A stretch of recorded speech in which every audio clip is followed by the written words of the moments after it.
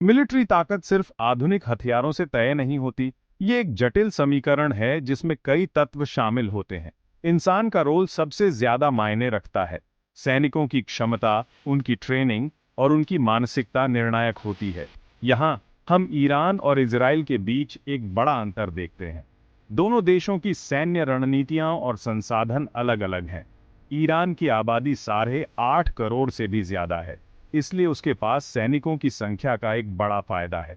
यह जनसंख्या उसे एक विशाल मानव संसाधन प्रदान करती है। इसकी सक्रिय सेना में 5 लाख से भी ज्यादा सैनिक हैं, जो इसे एक मजबूत सैन्य उपस्थिति प्रदान करते हैं। और इसके रिजर्व बल में इससे दोगुने सैनिक होने का अनुमान है।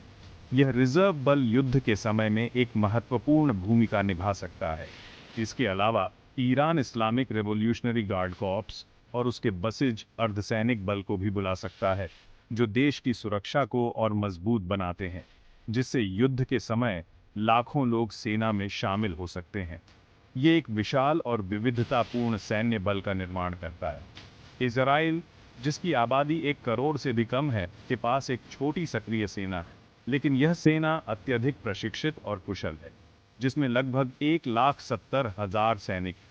यह संख्या कम हो सकती है, लेकिन उनकी ट्रेनिंग और तकनीकी कौशल उन्हें प्रभावी बनाते हैं। हालांकि इसका रिजर्व सिस्टम बहुत व्यवस्थित और कुशल है, जो इसे एक रणनीतिक लाभ प्रदान करता है, और यह जरूरत पड़ने पर आबादी के एक बड़े हिस्से को तुरंत सेना में शामिल कर सकता है। यह त्वरित प्रतिक्रिया क्षमता इसे अद्वितीय बनाती है। यह सिस्टम, जो दशकों से चले आ रहे संघर्षों के कारण और मजबूत हुआ है, इजराइल की सैन्य शक्ति का एक महत्वपूर्ण हिस्सा है। सुरक्षा खतरों से निपटने के लिए तेज प्रतिक्रिया सुनिश्चित करता है। यह त्वरित प्रतिक्रिया क्षमता इसे अद्वितीय बनाती है। जबकि ईरान के पास सैनिकों की संख्या के मामले में बढ़त है, यह संख्या उसे एक विशाल सैन्य बल प्रदान करती है। इजराइल इसके मुकाबले अपने बेहतरीन ट्रेनिंग प्राप्त और प्रेरित सैनिकों के दम पर टिका हुआ है, जो उसे एक गुणवत्ता आधारित सैन्य शक्ति बनाते हैं, जिन्हें एक मजबूत रिजर्व सिस्टम का भी साथ मिलता है।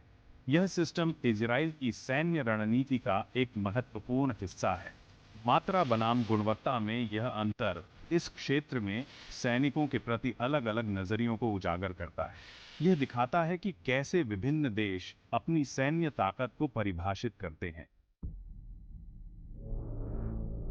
एक आधुनिक सेना बनाने और उसे बनाए रखने की क्षमता सीधे तौर पर आर्थिक ताकत से जुड़ी होती है।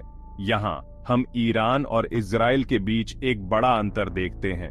इजराइल, जिसकी अर्थव्यवस्था मजबूत है और अंतर्राष्ट्रीय साझेदारियां मजबूत हैं, अपने सकल घरेलू उत्पाद का एक बड़ा हिस्सा रक्षा पर खर्च करता है। यह बजट, जिसका अनुमान सालाना $20 अरब से भी ज्यादा है, आधुनिक हथियार खरीदने, अनुसंधान और विकास और कठोर प्रशिक्षण कार्यक्रमों को मजबूती प्रदान करता है। ईरान, जो आर्थिक प्रतिबंधों और आंतरिक चुनौतियों का सामना कर रहा है, काफी कम रक्षा बजट के साथ काम करता है, जिसका अनुमान सालाना $10 अरब से भी कम है। ये वित्तीय कमी अत्याधुनिक तकनीक हासिल करने की उसकी क्षमता को सीमित करती है, जिसका असर उसके सैन्य आधुनिकीकरण के प्रयासों पर पड़ता है। फंडिंग में असमानता के बावजूद ईरान ने अपने सीमित संसाधनों का अधिकतम उपयोग करने के लिए रणनीतियां बनाई हैं। ये कुछ खास हथियार प्रणालियों के घरेलू उत्पादन, विदेशी तकनीक की रिवर्स इंजीनियरिंग और ऐसी युद्ध रणनीतियों में निवेश पर जोर देता है जो उसके दुश्मनों की रक्षा में कमजोरियों का फायदा उठाती है।